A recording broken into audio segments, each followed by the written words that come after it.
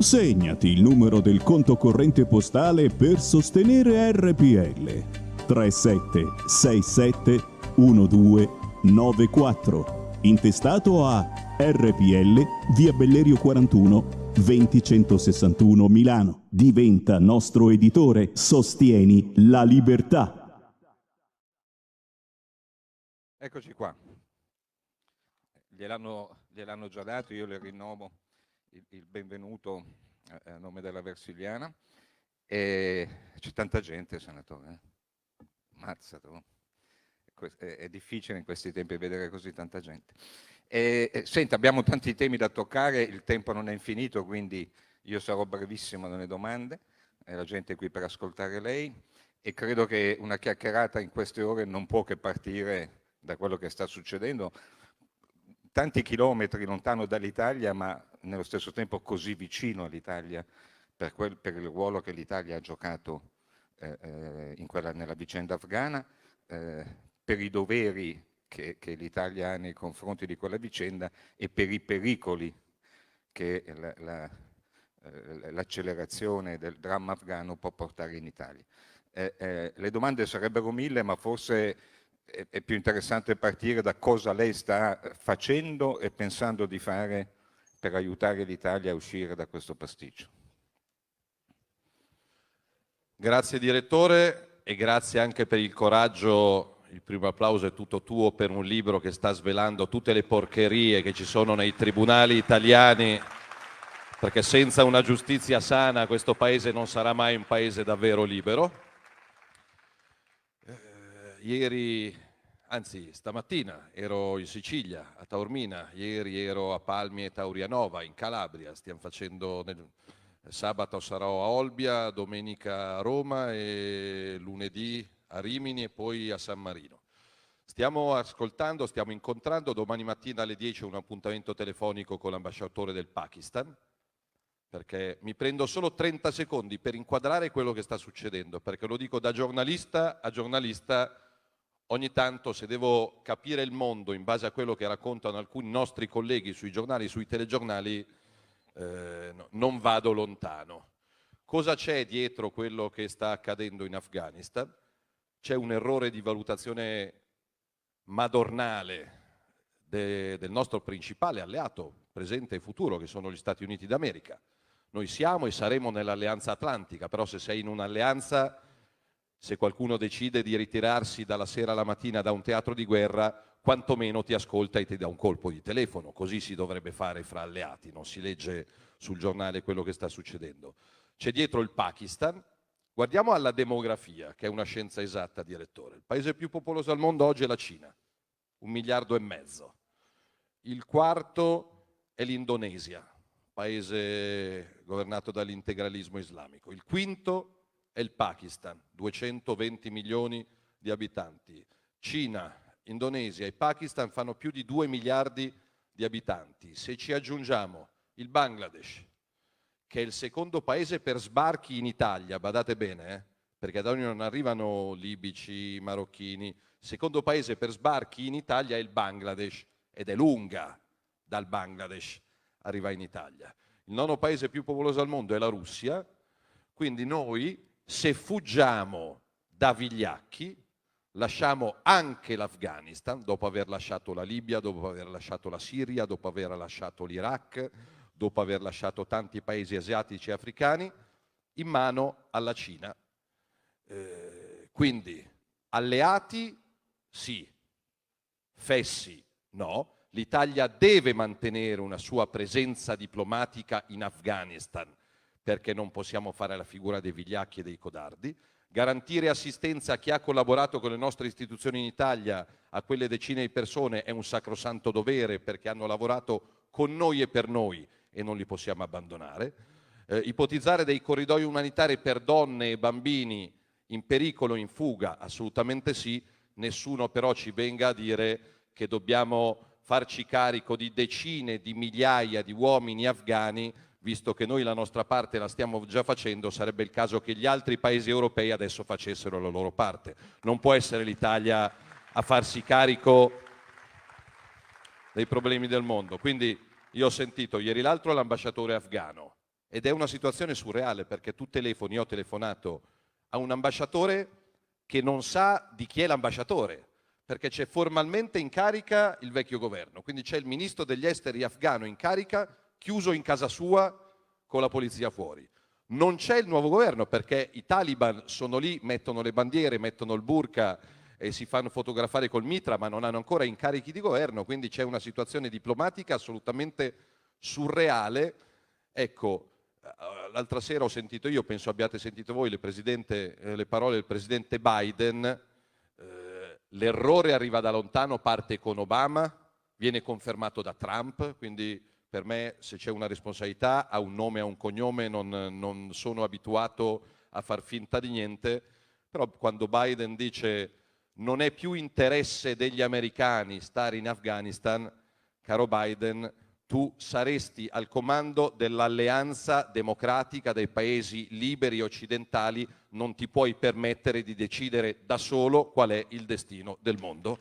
E se lo fai, noi abbiamo diritto di regolarci di conseguenza. Questo non perché siamo anti-americani, ma ripeto, io sento l'ambasciatore pakistano, sarà mio dovere sentire i protagonisti di quell'area, l'ambasciatore russo, l'ambasciatore turco, l'ambasciatore cinese.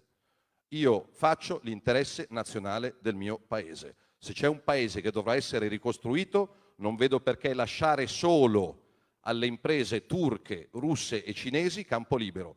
Chiudo con una riflessione, spero che questa ennesima debacle, dopo quella, ripeto, in Siria, in Iraq e in Libia, faccia capire che continuare ad avere pessimi rapporti con la Russia, e in Versilia e a Forte dei Marmi questo ragionamento vale 2 volte, non è una cosa intelligente. Che sia l'occasione per tornare ad avere buoni rapporti con tutti i paesi fondamentali sullo scenario internazionale. Ecco, andando velocemente avanti sull'Afghanistan, leggendo alcuni giornali di stamattina, c'è quasi il tentativo di trasformare i talebani in talebuoni, cioè di dire no, ma attenzione, questi non sono i talebani di 20 anni fa, questi sono dei nuovi talebani, sono più rispettosi, più democratici, anche se, come dire, la prima cosa che hanno detto è l'introduzione della Sharia. Qual è il senso della domanda? Lei crede che questa cosa potrebbe fare riemergere un problema che forse in maniera ipocrita avevamo rimosso, che è quella dell'integralismo islamico e dei rischi che l'Europa può correre davanti a questo, come dire, ritorno di fiamma? Sì, e qualcuno si dovrebbe rileggere oggi i libri di Oriana Fallaci che sembrano scritti ieri mattina per quello che ipotizzavano. Vado molto schietto e molto dritto. Una delle prime realtà a festeggiare il ritorno dei Taliban a Kabul è stato Hamas, che è la rappresentanza terroristica, io uso le parole per come vanno usate, che ritiene che Israele debba essere cancellato dalla faccia della terra con quei galantuomini dell'Iran. E io impazzisco quando sento qualcuno di sinistra parlare di diritti civili, di DL Zan, di Ius Soli e fregarsene quando c'è qualcuno che minaccia di cancellare dalla faccia della terra paesi come Israele o vuole coprire le donne con un velo da capo a piedi, facendolo passare per una cosa normale. Io penso che ci sia un internazionale, mi correggo, io penso che ci sia vale men che zero. Quello che pensa Salvini vale men che zero. È evidente nei fatti che c'è un internazionale del fondamentalismo islamico.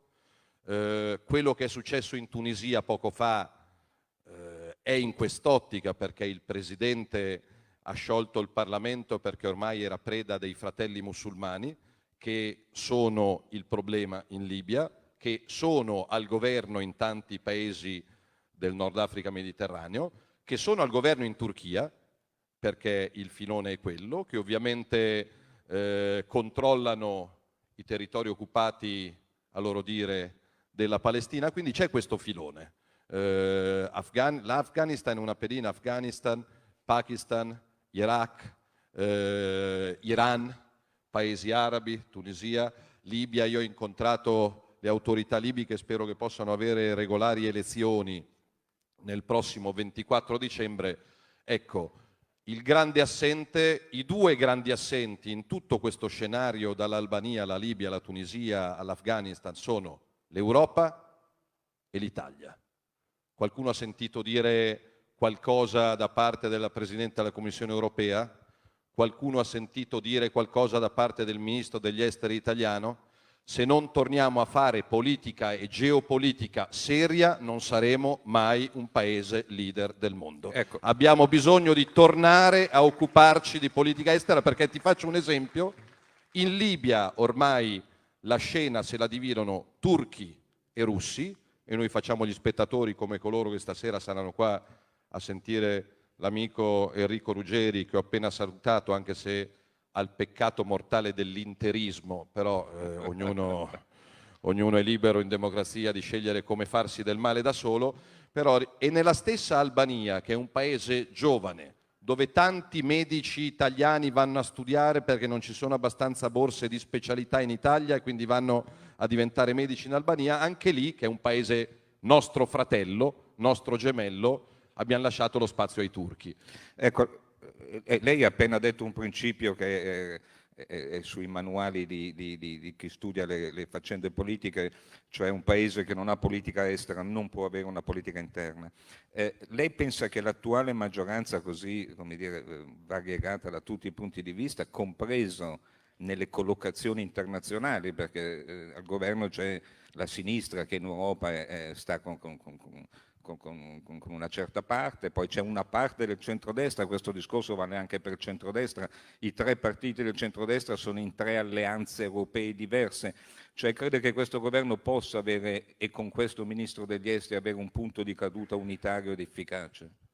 Questo governo è nato per risolvere due emergenze, quella sanitaria e quella economica, e la scelta difficile, complicata, oso dire coraggiosa, che ha fatto la Lega la rifarei, perché pensiamo a trovarci qua in Versigliana a fare il dibattito noi il 18 luglio con la Lega che sceglieva di stare fuori dal governo per fare solo opposizione, e al governo avevamo ancora magari Azzolina, Bonafede o Arcuri che andava a lucrare sulla mascherine e farlocche che arrivavano dalla Cina. Quindi essere entrati in una maggioranza strana ci permette di limitare il danno. Marco Pannella parlava di politica della riduzione del danno e quindi quantomeno evitiamo disastri, ma è chiaro che una maggioranza che va dal PD ai 5 Stelle a Renzi, alla Lega, Forza Italia non può avere una posizione univoca in politica estera. Noi abbiamo al governo gente che tifa per il regime venezuelano che sta affamando la sua popolazione, gente che tifa cinese. Gente che tifa per tanti, e poi a me hanno rotto le palle per anni perché andavo a Mosca non per interessi economici personali, ma perché interesse nazionale italiano è avere buoni rapporti con tutti i paesi al mondo. Io ricordo quando in Versilia c'era ogni genere di turismo ed era da tanti punti di vista meglio per tutti. L'ultimo messaggio, direttore, che ho mandato prima di venire qua col nostro responsabile economico, siccome il 1° gennaio del 2022, a proposito di una maggioranza complicata, dovrebbe ulteriormente ridursi il tetto di limite di spesa al denaro contante da 3.000 a 2.000 a 1.000 euro, quando tutti ci parlano di Germania e in Germania non esiste nessun tetto di spesa al denaro contante, io ritengo una follia limitare l'utilizzo del denaro contante, perché ognuno dovrebbe essere libero a Forte dei Marmi o Marina di Pietrasanta di comprare quello che vuole e pagare come vuole. È chiaro che in una maggioranza col PD e con i 5 Stelle, se facciamo il discorso qua e alziamo la mano, passa penso col 97% delle preferenze, in Parlamento, dove i 5 Stelle sono ancora la prima forza politica, perché nelle piazze no, nelle urne no, ma in Parlamento sì, è chiaro che parlare di ho beccato 2 persone e saranno qua, che mi hanno detto Salvini mi raccomando il saldo e stralcio, a fine settembre rischiano di partire 60 milioni di cartelle esattoriali, in un paese normale tu dopo 1 anno e mezzo di Covid non vai a strozzare milioni di piccoli imprenditori, artigiani, partite IVA e commercianti. In un paese normale lo Stato propone una rottamazione quantomeno decennale, saldo e stralcio, mi dai quello che mi riesci a dare, tu torni a lavorare e io Stato incasso miliardi di euro, altrimenti si campa tutti di reddito di cittadinanza e di vendita. Oggi ho visto Vinicio, che ho incontrato il mitico Vinicio, però insomma io pensa che ero, e mi taccio, scusate se sono lungo, però le cose me le sento, ero a Soverato. Siamo stati 2 giorni a Soverato, ho trovato in spiaggia e mi sono fermato 10 minuti a parlare con un signore che vendeva cocco e si è fermato di fianco a me. Matteo, io ho 60 anni, ho una moglie e 2 figli, io lavoro per una cooperativa in campagna per 800 euro al mese, io con 800 euro al mese la moglie e i 2 figli non li sfamo, e luglio-agosto io a 60 anni, li portava bene però sono sempre 60 anni, li passo sulle spiagge della Calabria a vendere cocco. Ti posso chiedere una cosa, e se me la chiede lui, costi quello che costi, provo a portarla fino in fondo, perché non me l'ha chiesta come me l'ha chiesta il grande albergatore di Forte dei Marmi, me l'ha chiesta quel signore là di 60 anni che lavora per una cooperativa, 800 euro al mese. Salvini, per favore, togliete il reddito di cittadinanza che sta distruggendo la nostra economia dal punto di vista culturale, economico, sociale. Errare humanum est è uno, non dico l'unico, è uno degli errori che nell'anno di governo con i 5 Stelle abbiamo fatto. Io non sono uno di quelli che dice non sbaglio mai. Questo è stato un errore, riconoscere un errore penso che sia un segnale di intelligenza. Questo errore va cancellato perché sta distruggendo il mercato del lavoro in Italia. Il reddito di cittadinanza sta creando lavoro nero e disoccupazione. Nulla di diverso. Ecco, volevo, allora, l'ha già fatto lei, per entrare sulle cose di politica comunque di domestiche, le proponevo di entrare da una porticina apparentemente piccola, ma secondo me straordinaria, che riguarda la Lombardia. Vedo qui in prima fila il governatore della Lombardia, Attilio Fontana. È una notizia. Posso chiedere, Attilio, alza, posso chiedere un enorme applauso a uno degli uomini più massacrati, indagati, diffamati del nostro paese, che è un galantuomo e una persona seria? È una notizia, dicevo, apparentemente piccolina, che pubblichiamo domani mattina. In 1 anno e mezzo Bergamo è passata dalle famose colonna di camion carichi di morti. Oggi la notizia è che Bergamo è la città con la città italiana con il minor tasso di disoccupazione, credo 3%. Questo significa che si può ripartire, che chi è nelle condizioni di ripartire e deve essere aiutato ancora di più. È possibile uscire velocemente da questa crisi? Sì, investendo innanzitutto in materiale umano, poi in infrastrutture, perché la Regione Lombardia è quella che più di tutte ha investito 4 miliardi di euro in opere pubbliche, dando soldi ai comuni, non per robe strane, ma investendo in infrastrutture, in innovazione, in palestre, in scuole, in ospedali, in parchi giochi per bambini. E quando parlo di scuole lo ripeto perché c'era una signora che me l'ha chiesto all'ingresso: l'obiettivo della Lega per settembre è che tutti i bambini, nessuno escluso, tornino in classe in presenza. Non ci deve essere neanche un bambino che rimane fuori dalla classe, ma neanche uno proprio. E sì, Bergamo è un esempio, è un modello. La cosa che mi porto dietro però di questi giorni, non dico di vacanza perché sono stati di incontri, 3 giorni fa ero nel parco dell'Aspromonte, che 65.000 ettari di un parco straordinario, 11.000 bruciati dai piromani, con operazioni scientifiche proprio organizzate, quando c'è il vento giusto, all'ora giusta, nel punto giusto. Ho incontrato i sindaci dell'Aspromonte, molti dei quali di sinistra, che mi hanno detto: Salvini, mi gira le balle, però grazie perché sei l'unico che è venuto da queste parti, perché se aspetto Letta aspetto l'anno prossimo, e quindi per me vale doppio avere un complimento di questo tipo. Però ad esempio sulle tante normative da cambiare mi hanno sottolineato che l'accorpamento, qua c'era Renzi pochi giorni, o ieri forse, ecco, l'accorpamento del corpo forestale coi carabinieri è stato un disastro. Questo a detta dei sindaci, che non è sicuramente servito a risparmiare i quattrini ma ha portato a un impoverimento del presidio del territorio, e anche la norma nazionale, questo lo proporrò ai nostri parlamentari, ne vedo qualcuno, li ringrazio, da cambiare. La norma attuale dice che per 10 anni un luogo che è stato incendiato con dolo non può essere toccato, quindi non puoi neanche ripiantare un albero, però il rischio quando ti bruciano 11.000 ettari su 60.000 è che d'estate tu perdi quello che perdi d'estate, d'autunno e d'inverno senza le radici degli alberi a tenere duro hai frane e alluvioni, quindi anche cambiare quella norma, costruire no, per evitare che qualcuno dia fuoco a un terreno per poi farci la villetta, però ripiantumare non dopo 10 anni ma dopo 10 giorni penso che sia assolutamente doveroso, e spero che non ci sia qualche pseudo-ambientalista che ci dica di no anche su questo, perché a volte i primi nemici dell'ambiente sono quelli che vanno in giro con la bandiera a dire viva l'ambiente, e a furia di non pulire i boschi e di non dragare i fiumi e i porti, l'ambiente ti cade sulla testa, e quindi sarebbe anche ora che in montagna ci sono quelli che criminalizzano i cacciatori e i pescatori.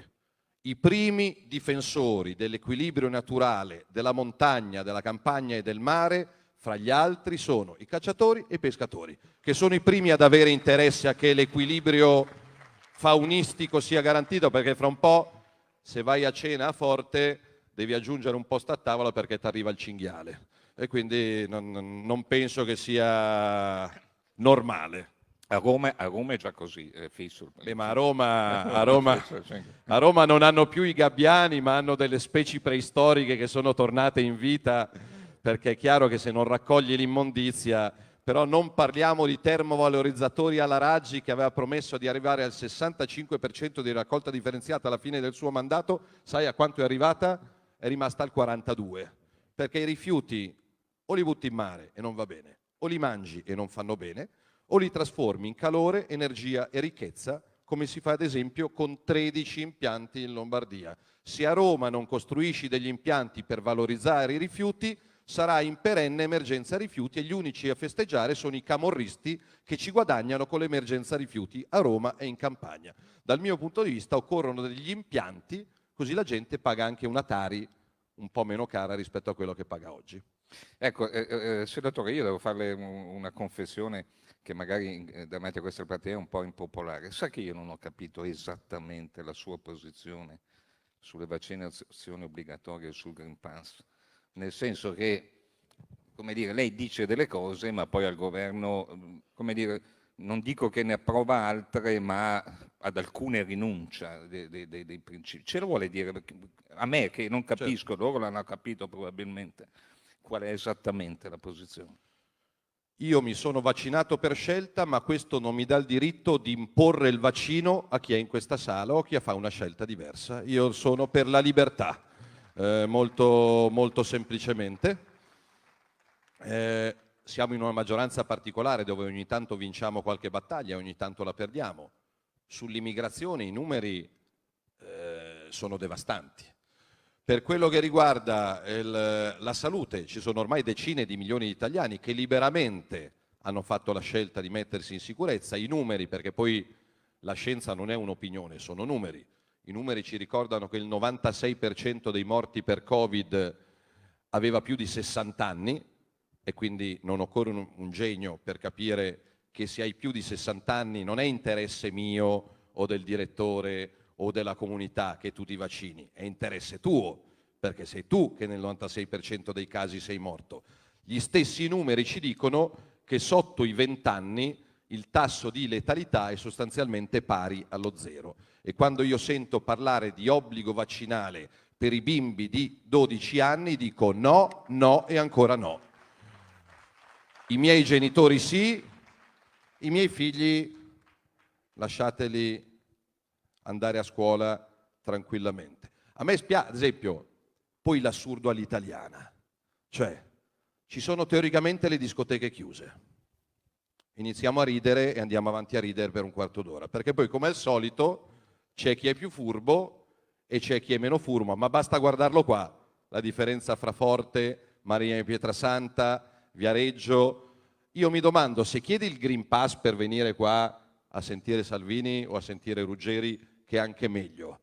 Perché tenere chiuse le discoteche che danno 100.000 posti di lavoro in Italia, che ti avrebbero garantito più controlli rispetto a rave party abusivi come quello che sta andando avanti da giorni a Viterbo, con morti, feriti, droga, alcol, polizia, carabinieri? Che senso ha? Quindi noi al governo abbiamo provato a portare, in alcuni casi Draghi ci ha ascoltato, a portare un po' di equità. C'era qualcuno che voleva mettere il Green Pass dai primi di agosto in tutta Italia per treni, aerei, autobus. Pensate al casino delle famiglie con dei figli di 12, 13, 15, 17 anni che anche volendo non avrebbero potuto vaccinare i ragazzi. Tu avresti distrutto la stagione estiva. Quindi almeno da questo punto di vista siamo riusciti a portare un po' di equilibrio. Lo dicevo ai tuoi colleghi fuori, vedere le immagini che mi arrivano dal telefonino fatto il ministro dell'Interno, mi arrivano da tanti poliziotti, da tanti dirigenti, da alcuni questori e prefetti, di alcuni poliziotti non ancora vaccinati che escono a mezzanotte per 1.200 euro al mese in servizio in pattuglia per tutelare la nostra vita in Versilia e ovunque, e poi siccome non hanno il Green Pass non possono andare in mensa e devono mangiare in piedi, in cortile, sotto 40 gradi, non è una scelta di salute, è una scelta imbecille.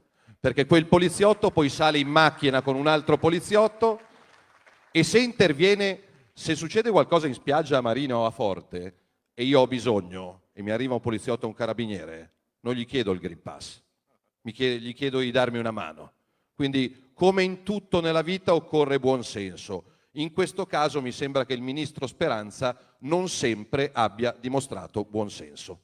Ecco, lei ci può anticipare, immagino lo sappia, che cosa ci aspetta adesso a settembre, alla fine dell'estate, quindi alla riapertura di tutto, e che cosa lei non è disposto ad avallare di ciò che si dice che ci aspetterà a settembre, rispetto alle restrizioni, rispetto ai controlli, le zone, il ritorno delle zone gialle, rosse, arancioni, verdi? Guardiamo anche cosa succede all'estero, guardiamo i dati dell'Inghilterra, perché ci sono diversi paesi europei, dall'Inghilterra alla Svezia, all'Olanda, alla Spagna, che non hanno nessun tipo di restrizione, che non hanno Green Pass, non hanno vincoli, non hanno limiti, e quindi vediamo se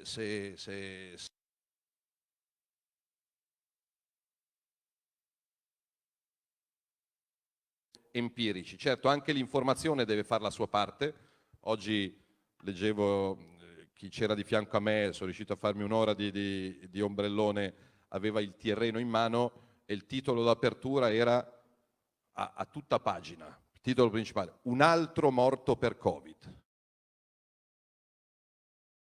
Trasparenza, ma alla fine ti ritrovi sempre con il bollino rosso e non puoi dire quello che pensi. RPL, la tua radio. Non ha filtri né censure. Ascolta la gente e parla come la gente.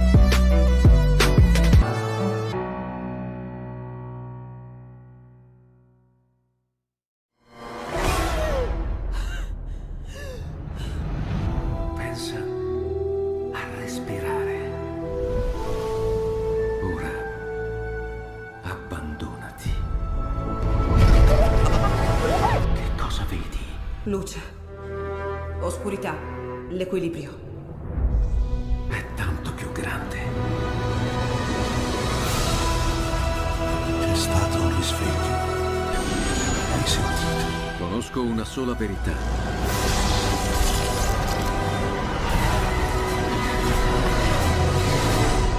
Movie Time ti fa entrare nel vivo del cinema, ti fa sentire come se fossi tu il protagonista del grande schermo.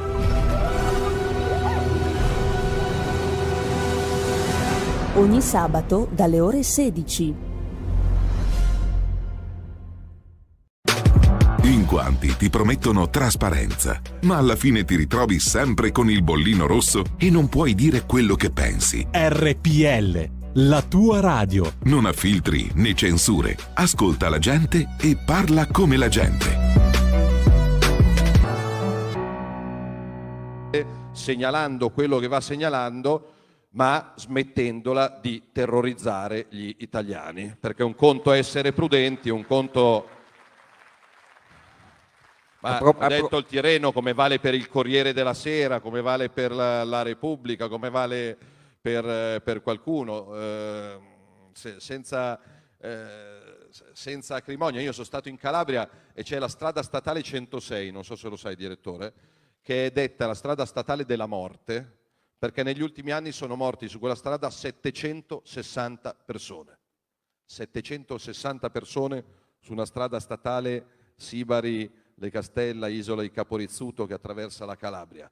Ecco, mi piacerebbe che i giornali dedicassero anche a questi... E sono morti 3 ragazzi l'altro giorno, quando ero in zona. Quindi bisogna dare la giusta dimensione, la giusta priorità a tutto. Il Covid esiste, qua non ci sono persone strane, gente che vede le scie chimiche o che pensa che ci mettano il microchip sotto pelle, però io voglio vivere in un paese libero. Per me la libertà è sacra, la libertà educativa, la libertà di impresa, la libertà di religione, la libertà di pensiero e anche la libertà di cura. Il Covid sarà una malattia che dovrà essere curata a casa, come tante altre malattie. Non possiamo pensare di ospedalizzare tutta l'Italia per 10 anni, perché altrimenti è finita.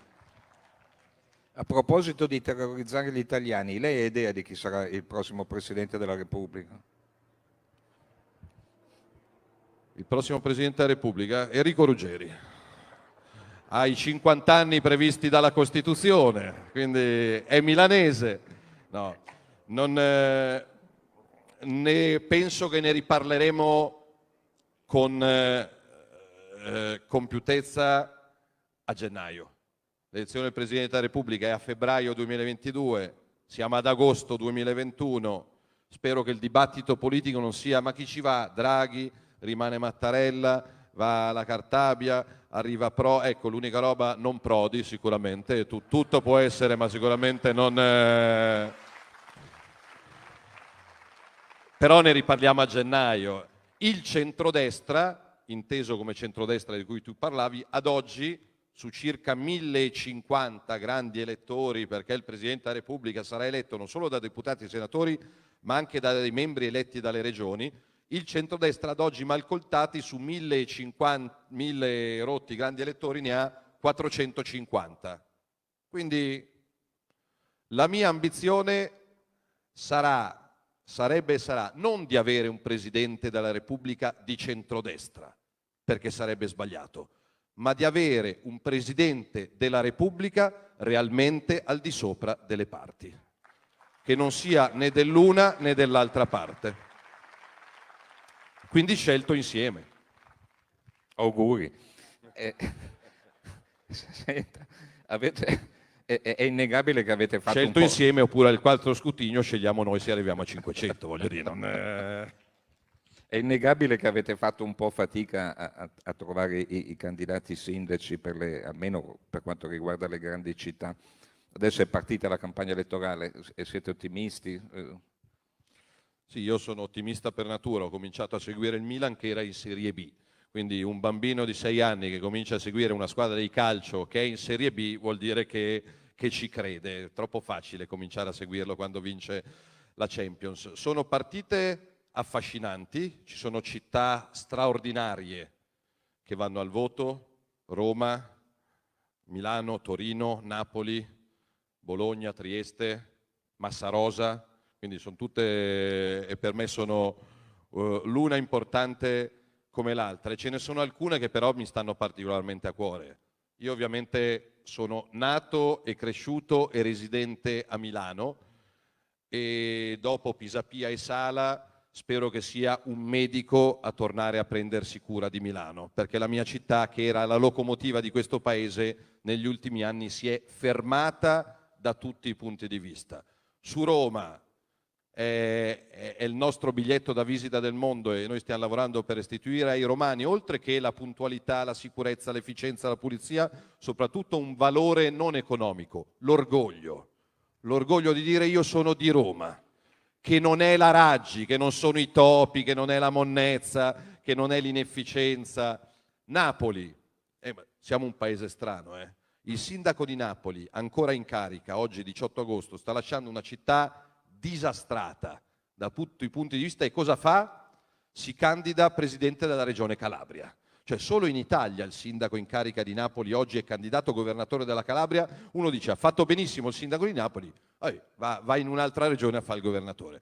E noi abbiamo scelto un ottimo candidato, un magistrato libero, io l'ho conosciuto come magistrato anticamorra Catello Maresca, perché i referendum per cui stiamo raccogliendo le firme, direttore, la mia più grande soddisfazione, al di là delle 500.000 firme già raccolte, sono le firme dei magistrati che magari sottovoce mi dicono grazie, finalmente liberateci da queste correnti, da questa porcheria. Quindi Napoli, Bologna è complicata perché è Bologna, però abbiamo scelto un imprenditore tosto e poi se ne parla poco, però l'unica di queste grandi città, l'unica, che non ha mai avuto nella storia repubblicana un sindaco di centrodestra è Torino. Torino, da che ci sono le elezioni, ha sempre avuto sindaci di sinistra, con l'ultima parentesi dell'Appendino, che ovviamente si inserisce nel filone dei sindaci di sinistra. Ecco, io sono un inguaribile ottimista e un testone, però mi piacerebbe che anche grazie alla Lega, che sarà primo partito in quella città, Torino, dopo 60 anni, eleggesse il primo sindaco di centrodestra moderato e liberale di questa straordinaria città, e andrà così, vedrete, andrà così, segnatevi il nome, si chiama Paolo da Milano e produce un ottimo Barolo. Noi l'abbiamo scelto perché produce un ottimo Barolo, sostanzialmente, non per altri motivi. Lei ha citato il referendum sulla giustizia. È un gemellaggio stranissimo quello tra voi e i radicali, apparentemente addirittura impossibile in teoria, no? Cioè siamo su molti temi, siamo gli opposti, ma ci può raccontare come è nata l'idea di arruolare i radicali in questa battaglia o viceversa, non lo so.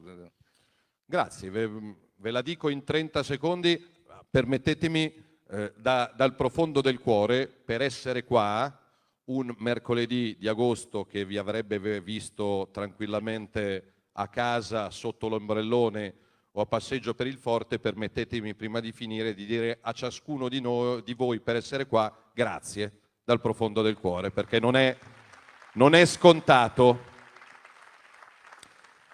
Il merito è del Partito Radicale, perché devo dire che qualche mese fa le cose vanno dette per come sono, non mi piacciono quelli che si prendono meriti non propri, era febbraio forse, mi chiama il segretario del Partito Radicale Maurizio Turco che viene con Irene Testa, possiamo vederci Matteo nel tuo ufficio a bere un caffè? Volentieri, io non li avevo mai visti, anche perché su tanti temi, dalla droga all'aborto, all'eutanasia, la vediamo in maniera diversa, però io sono curioso per natura, il mio mestiere è ascoltare, incontrare, capire, possiamo vederci? Sì, io non dico mai di no a nessuno, sono venuti nel mio ufficio, ma era inverno ancora, e mi hanno detto perché non facciamo qualcosa insieme sulla giustizia? Perché le battaglie di Marco Pannella che 30 anni fa provò con i referendum sulla separazione delle carriere, noi ci abbiamo provato in 1000 modi ma ci hanno sempre fregato.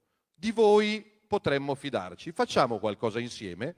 Ci siamo trovati altri 4 o 5 volte con la Giulia Bongiorno, con Roberto Calderoli, con Nicola Molteni, Andrea Ostellari, Jacopo Moroni, non faccio tutti i nomi, con i nostri che capiscono qualcosa di giustizia. Siamo partiti da una quindicina di testi, solo che dicevamo però se noi facciamo firmare ad agosto 15 fogli, la gente ci dice Matteo mi sei simpatico però ci vediamo l'anno prossimo e tanti saluti, quindi 15 sono diventati 12, 10, 8, poi abbiamo scelto i 6 dal nostro punto di vista più importanti e significativi, quindi è un lavoro riservato e nascosto di alcuni mesi, alcuni costituzionalisti, alcuni docenti universitari ci hanno aiutato gratuitamente, non avevamo una lira da dargli, lo sapevano e così è andata e ci hanno confezionato i testi, e la cosa incredibile che a oggi, 18 agosto, spero anche grazie a voi, siamo sostanzialmente già arrivati a 500.000 firme nei soli mesi di luglio e agosto. Quindi l'idea è venuta agli amici del Partito Radicale che stanno facendo gazebo con entusiasmo, poi ci stanno dando una mano Forza Italia, l'UDC, i liberali, i socialisti, gli agricoltori. Mi ha fatto effetto vedere anche esponenti, anche alcuni importanti della sinistra annunciare che avrebbero firmato i suoi referendum?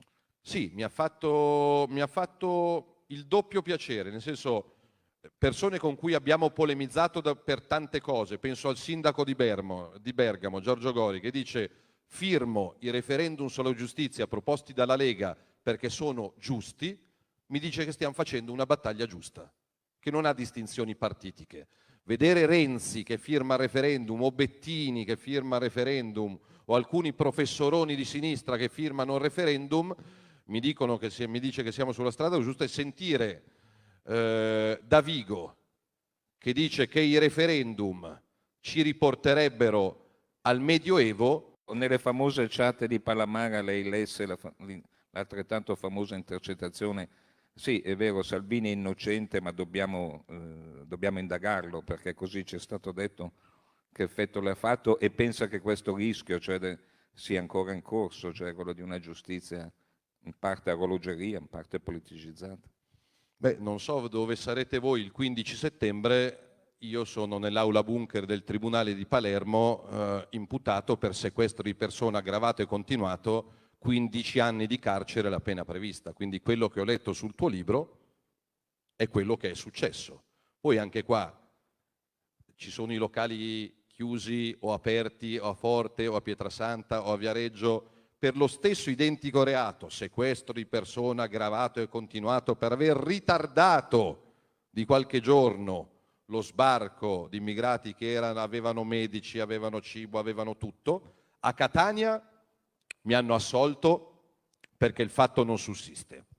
A Palermo mi hanno rinviato a giudizio e comincio il processo il 15 settembre. Sono forse incoscientemente curioso di vedere come va a finire, perché se ti condannano non è un gioco, se ti condannano finisci in galera. Però quando ho scelto di fare il ministro per il mio paese ho giurato sulla Costituzione e ritengo che difendere i confini e la sicurezza del mio paese non fosse un mio diritto, ma fosse un mio dovere, costasse quello che costasse. E quindi in quell'aula di tribunale ci vado un po' turbato, perché io c'ero andato direttore da ministro in quell'aula di tribunale a parlare con i ragazzi delle scuole di antimafia, e tornarci sul banco degli non so se a qualcuno di voi è capitato di entrare in un tribunale non da parte lesa, ma da presunto colpevole. Non è una bella sensazione, avere l'avvocato di fianco, avere il procuratore generale coi PM, con 3 quintali di carta, che ti dipingono come il peggiore dei delinquenti. Ma poi le parti civili, io sto imparando il processo, sapete dalla denuncia di chi nasce? Legambiente. Io vado a processo per la denuncia di Legambiente Sicilia.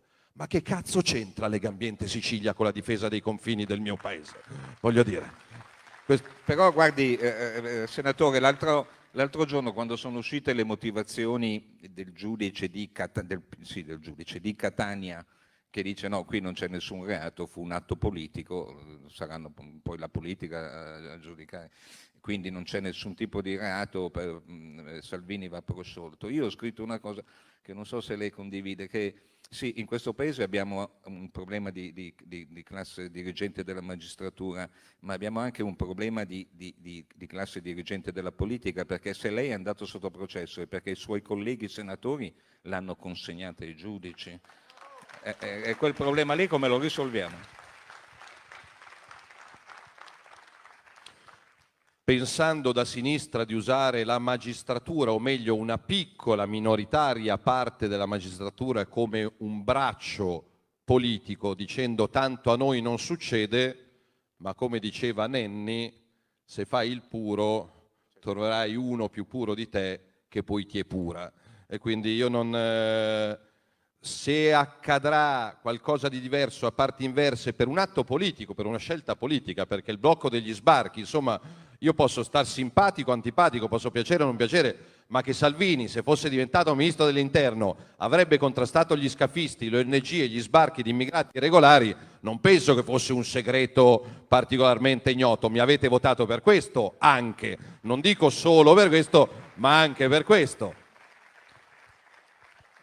A parti inverse, io non voterei mai un processo per un collega del PD o dei 5 Stelle per una sua scelta politica. Li contesterei in sede parlamentare, ma non in un'aula di tribunale. Comunque, noi, ognuno poi si fa carico delle sue scelte. Se un uomo, a proposito di citazioni, perché mi hanno detto che se non fai almeno 3 citazioni a incontro come quelle di sinistra non sei abbastanza colto, e quindi vado su Wikipedia e cerco delle citazioni così da fare random a casaccio, che non c'entrano, da buttare un po' così, però scherzi a parte.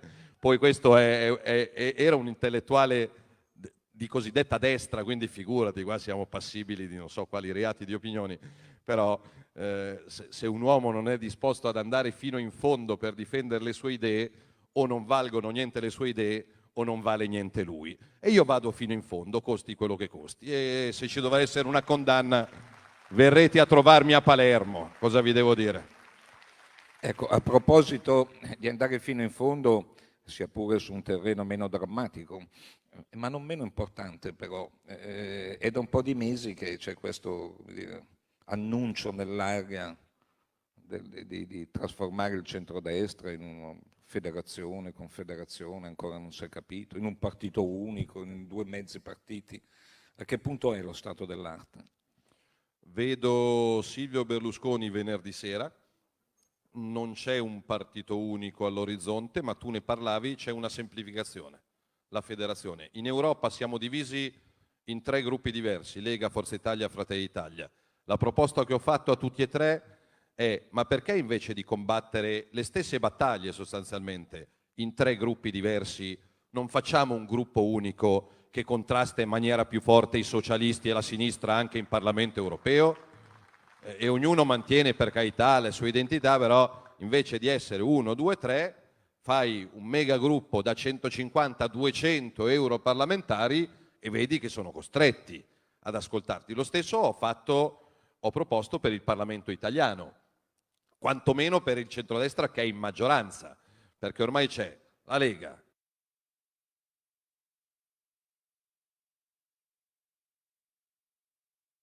ormai sembra una squadra di calcetto, quindi ho detto se invece di fare 6 proposte diverse, 6 ordini del giorno diversi, 6 emendamenti diversi, 6 discussioni diverse, facciamo una federazione, facciamo un gruppo che parla con una voce sola, sicuramente saremmo una colonna imprescindibile per il presidente Draghi, perché per quello che mi riguarda Draghi in questo momento è la fortuna del nostro paese. Ecco, lì volevo... e PD e 5 Stelle cercheranno di farlo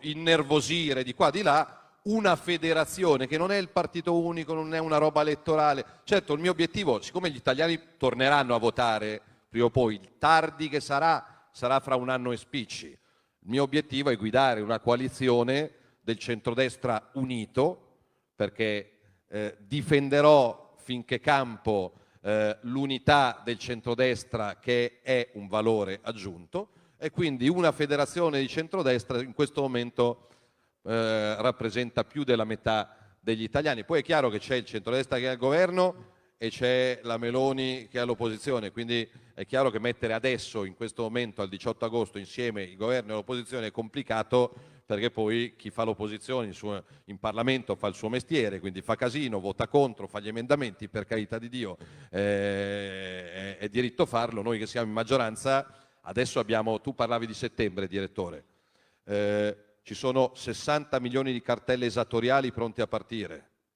follia. Ci sono 163 scadenze fiscali entro metà settembre, bisogna tagliare. C'è la riforma della pubblica amministrazione da portare avanti, e per quello che mi riguarda il codice degli appalti va raso al suolo, perché ha complicato la vita agli imprenditori, a quelli che vogliono lavorare, e agli amministratori, e i fondi europei con questa burocrazia tu non li spendi. C'è la piccola vicenda Monte Paschi Siena, 20 secondi di attenzione. Siccome da sinistra ci fanno sempre la morale sui conflitti di interessi, a Berlusconi l'hanno menata per 30 anni, sui conflitti di interessi, a me stanno cercando da anni i soldi in Russia, in Lussemburgo, in Liechtenstein, in Svizzera, sotto il mare, a Portofino, non ci sono, se ne facciano una ragione. Piccola storia triste del collegio parlamentare di Siena che va al voto il 3 ottobre. Perché si vota il 3 ottobre a Siena? Perché si è dimesso il parlamentare del PD che era stato eletto. Chi è il parlamentare del PD che era stato eletto dai senesi che poi si è dimesso? Padoan, l'ex ministro. Perché si è dimesso?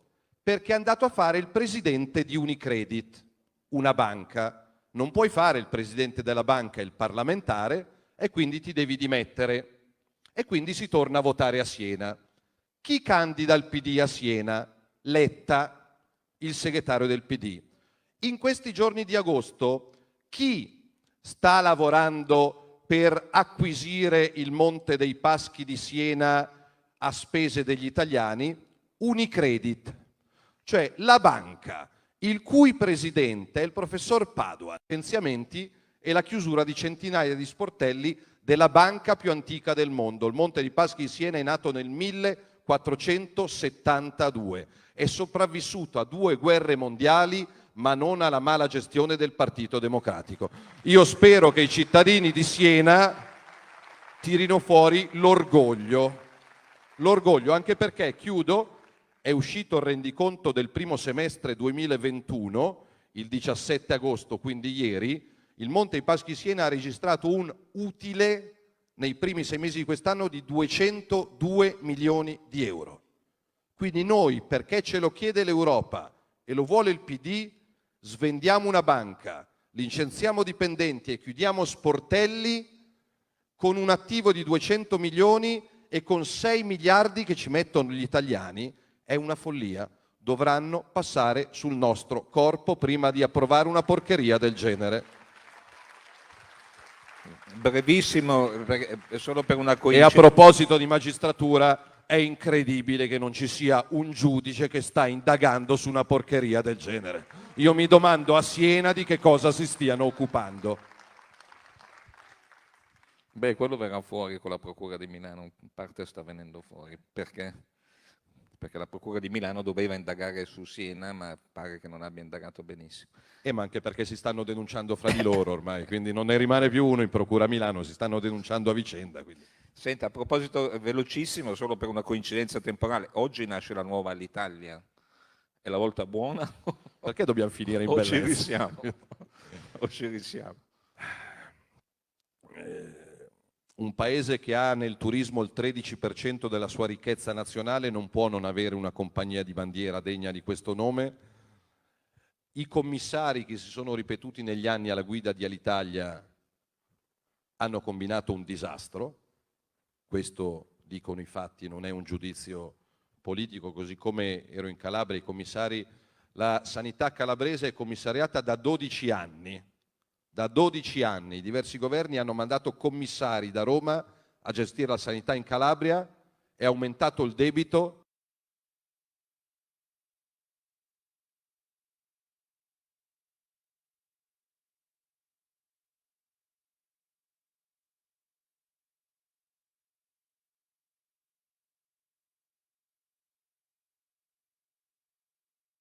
Sicuramente è costata agli italiani non so quanti miliardi di euro, ma in un momento in cui l'Italia torna a essere una meta assolutamente centrale, non avere una compagnia di bandiera è un po' come per la politica estera.